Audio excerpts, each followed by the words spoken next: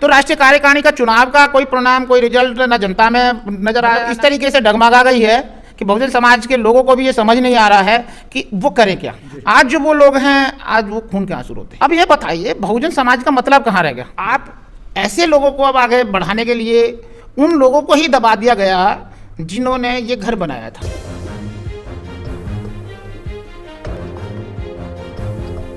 बहुजन राजनीति को लेके, बहुजन राजनीति की जो नई दिशा है, बहन कुमारी मायावती जी और अभी आकाश आनंद, तो वो किस तरह से इस पार्टी के मूवमेंट को आगे ले जाएंगे, उसके बारे में बताइए। बहुजन राजनीति को, मायावती को नई राजनीतिक नहीं है, तो पुरानी राजनीतिक हैं। 4 बहन मुख्यमंत्री बन चुकी हैं जी। अब क्यों बहुजन समाज की राजनीति में जो डाउन ग्राफ आ रहा है, उसका एक कारण ये है कि जब ये बहुजन समाज पार्टी का निर्माण हुआ था और बहुजन समाज में जब कैडर चलते थे, काशीराम साहब कैडर चलाते थे, वो सीधा एक चीज़ बोला करते थे कि इसमें जो है परिवारवाद नहीं होगा जी। बिल्कुल नहीं। जब परिवारवाद नहीं होगा तो इसमें क्या चेंजिंग होती हैं जी। राष्ट्रीय कमेटी की जो टीम होती है उसमें राष्ट्रीय अध्यक्ष को चुना जाता है। हर 2 साल बाद में उसका चुनाव होने का मामला है। लेकिन हमने तो जब से ये देखा है कि काशीराम साहब के बाद में जब से बहन कुमारी मायावती जी को राष्ट्रीय अध्यक्ष बनाया गया, तो राष्ट्रीय कार्यकारिणी का चुनाव का कोई परिणाम, कोई रिजल्ट न जनता में नजर आया, न कभी बताया लगा किस तरीके से चुनाव में उस राष्ट्रीय अध्यक्ष, मतलब इस राजनीतिक पार्टी का भी कोई ऐसा नियम बन गया है, या शायद ऐसे एक बार रजिस्टर्ड करा लो आप फर्म को प्राइवेट लिमिटेड के, मैं उसका डायरेक्टर प्रोड्यूसर हो गया, डायरेक्टर हो गया हूँ, और अब जब मैं चाहूँगा जब तक रहूँगा CEO बन करके। तो ये जो चीज़ सिस्टम चली है, अब जो बाद में अब आपने देखा है आनंद जी की बात, अब आनंद के बेटे आए हैं, ठीक है जी। तो ये परिवारवाद नहीं तो और क्या है।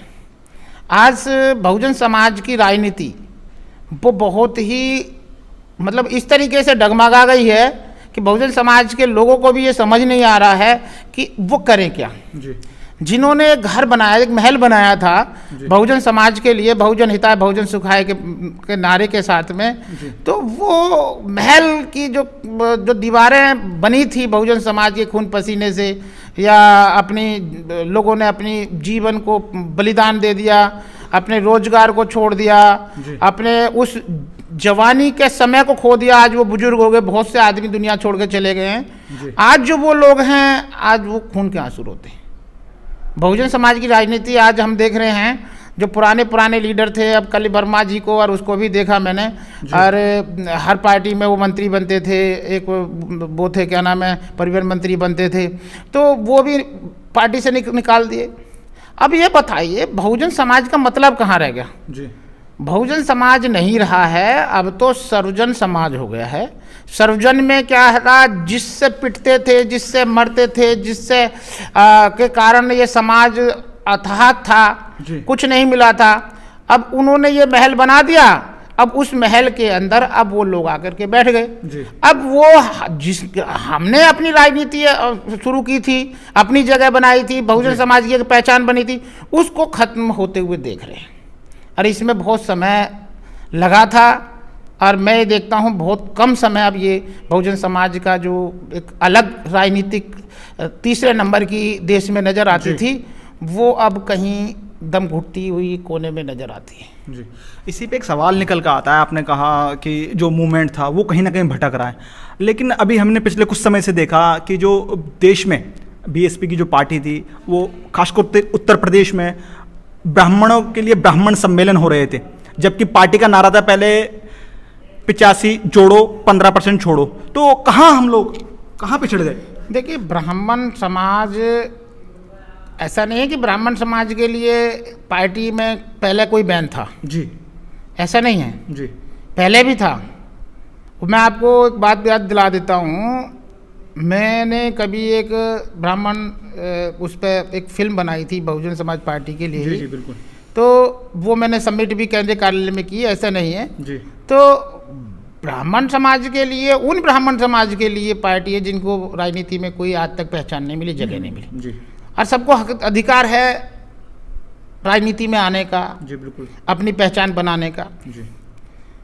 लेकिन आप ऐसे लोगों को अब आगे बढ़ाने के लिए उन लोगों को ही दबा दिया गया जिन्होंने ये घर बनाया था। ये तो वो हाल हो गया कि आप मजदूर लाए, अब बिना मजदूरी के घर का बनवा लिया जी। अब उसके बाद में जब मजदूर घर बन गया अब उनको बिना ना मजदूरी मिली और ना उसमें घर में कोई हिस्सेदारी मिली जी।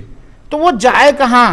बहुजन समाज के लिए जो प्लेटफार्म था, बहुजन समाज पार्टी का निर्माण जो हुआ, वो बहुजन समाज से सर्वजन समाज क्यों बात होने लगी? सर्वजन, आप बहुजन समाज को राजनीति बहुजन समाज पार्टी रखी है ना, तो बहुजन समाज की बात करो ना आप। या तो आप सर्वजन समाज की बात कर रहे हो, सर्वजन हिताय सर्वजन सुखाय बात कर रहे हो, तो सर्वजन पार्टी नाम घोषणा कर दो, उसको आप उसे एडिट करवा करके अपनी पार्टी रखो। तो सर्वजन पार्टी का बहुजन समाज पार्टी को रखना है तो बहुजन हिताय बहुजन सुखाय बोलना पड़ेगा। अब बहुजन समाज में वो 15% जिनके खिलाफ में वो चल रहा है, अब बहुजन 85% है, वो 85% की बहुजन समाज पार्टी में हिस्सेदारी कितनी है ये कौन बताएगा? अब कोई है ऐसा लीडर, कोई जिससे जब बहन जी से पूछ सकता है कि आप ये निर्णय जो ले रहे हैं, सार्वजनिक राष्ट्रीय कमेटी कहाँ है आपकी? राष्ट्रीय कमेटी में सार्वजनिक रूप से लेगा आप, कोई राजतंत्र नहीं चल रहा है, लोकतंत्र है। और लोकतंत्र के अंदर सबको राष्ट्रीय कार्यकारिणी एक टीम होती है, प्राइवेट लिमिटेड फर्म बना करके मैं अकेला नहीं उसको हैंडल कर सकता हूँ। अगर राष्ट्रीय राजनीति को खत्म करना है, हर राजतंत्र स्थापित करना है, तो संविधान तो खत्म कर दिया हमने जी। तो संवैधानिक तौर पे तो आप फॉलो करो ना। अगर सरकार एक दिन बनती है तो 5 साल प्रॉपर मेजोरिटी होती है, तो 5 साल तो सरकार संविधान के तहत में चेंज होकर चुनाव होते हैं ना जी। तभी तो दोबारा पार्टी आती है। जनता को जब मौका मिलता है, अगर मान लो गलती से 5 साल के लिए गलती से कोई सरकार बना ले और जनता के हित में काम नहीं कर रहा है, उसे मौका कम से कम 5 साल उसे बदलने का तो मिलेगा जनता को। अब इसमें बसपा में बदलने का क्या मौका है, किसके हाथ में है ये बता दीजिए। अगर राजनीतिक पार्टी की, अगर मैं यहाँ पे आज एक राजनीतिक पार्टी बना करके मैं ही उसका हमेशा उसका अध्यक्ष बना रहूँगा, या मैं हमेशा ही उसका मालिक बना रहूँगा, तो ये लोकतंत्र नहीं है। लोकतंत्र तो बीएसपी में बिल्कुल खत्म है। और जो ये कहते हैं कि अच्छा चमचा युग बात करते हैं हम लोग, चमचा युग काशीराम साहब बोलते थे, इंडिविजुअल बात किसी आदमी के फेवर में लेकर के चलना जी, इंडिविजुअल किसी की तारीफ करना, वो कभी भी लोकतंत्र के हित में नहीं है जी। आप सार्वजनिक फैसले, सार्वजनिक बातें, विचारधारा कोई चीजें चलती है, उस विचारधारा को आप बीच में छोड़ दो। एक विचारधारा ऐसी चली थी, अगर भारत के अंदर मनु व्यवस्था को खत्म करने की अगर दम किसी में थी तो ये थी बहुजन समाज पार्टी में, जो कैडर चलते थे कि व्यवस्था परिवर्तन करने के लिए पार्टी आई, राजनीति करने के लिए नहीं आई है जी। जब आप व्यवस्था बदल दोगे तो राजनीति में तो साफ सुथरे आदमी आने लग जाएंगे, उस तरीके की बातें होने लग जाएंगी। अब क्या है, अब राजनीति करने के लिए आ रहे हैं, सबने देख लिया भी सब लोग इस तरीके से कर रहे हैं, हमें क्या जरूरत पड़ी है इस तरीके की चीज करने, हमें भी माल लूटना है, हमें भी करना है, इकट्ठा करना है। अरे भाई, तथागत गौतम बुद्ध जी ने अपना राजपाट छोड़कर, अपने बच्चे बीवी को छोड़ करके संन्यास लिया था, तब वो बौद्ध बने थे। अगर आप बौद्ध बनना है तो आपको सबका भला करना चाहते हो तो सबके लिए आपको वो सब कुछ छोड़ना पड़ेगा जी जी बिल्कुल। आप बहुजन हिताय बहुजन सुखाय, आप गरीब आदमी की बहन बेटियों के साथ में जो आज बलात्कार हो रहे हैं या उस तरीके की जो घटनाएं हो रही हैं, जो बारातों को तक को रोका जा रहा है, आज हर जगह पे ये घटनाएं बढ़ गई हैं जी। वो सिर्फ बढ़ी हैं हमारे नेतृत्व की कमी की वजह से, हमारे लीडर की कमी की वजह से। अगर हमारा लीडर ये सोच ले कि मैं मर जाऊंगा अगर मेरे समाज के ऊपर किसी ने भी जुल्म करा तो मैं वहां जाकर के धरना प्रदर्शन, उसको खुद हमारे सपोर्टर उसको सजा दे देंगे, तो इतना कार्यकर्ता का हौसला बढ़ाने वाला लीडर जब तक नहीं होगा तो ये ग्राफ गिरेगा। तो बहुजन समाज जो आपने है जो तेजी के साथ में, आपने जो बताया कि कहीं ना कहीं लीडरों जो ग्राफ है वो कहीं ना कहीं कमजोर है, तो कहीं आप भी मानते हैं कि विपक्ष इस वक्त काफी कमजोर स्थिति में अभी भी? विपक्ष तो है ही नहीं कहीं पे भी जी। ना उत्तर प्रदेश में नजर आ रहा है, उत्तर प्रदेश सरकार में, ना केंद्र में है ही नहीं जी। तो इसीलिए तो सारी चीजें गड़बड़ हो रही हैं।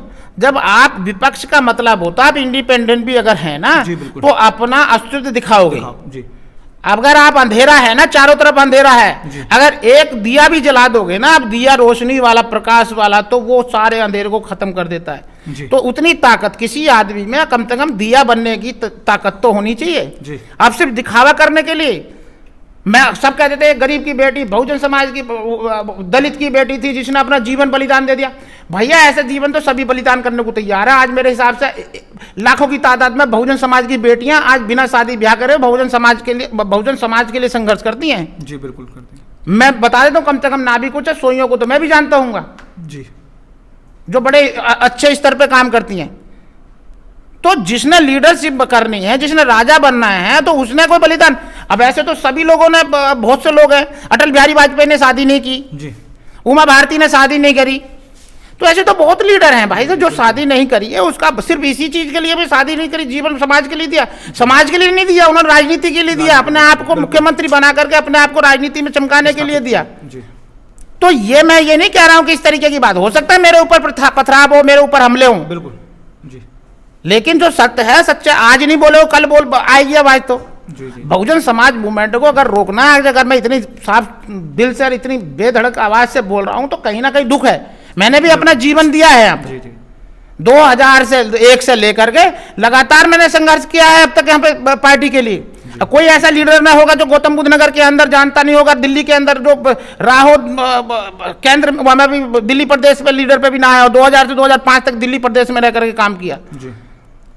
तो हम उस टाइम पे जो काम हो रहे थे वो रियल में बहुजन समाज के लिए काम हो रहे थे। रात को 2-2, 3-3 बजे तक काम करते थे हम लोगों को, घर के जाने के बाद में मीटिंगें लेते थे। आज क्या हो रहा है? आज गौतम बुद्ध नगर के लिए, गौतम बुद्ध नगर लोकसभा में, गौतम बुद्ध में यहां पे उनका जिला अध्यक्ष तक गौतम बुद्ध नगर में पैदा नहीं होने कर पाए।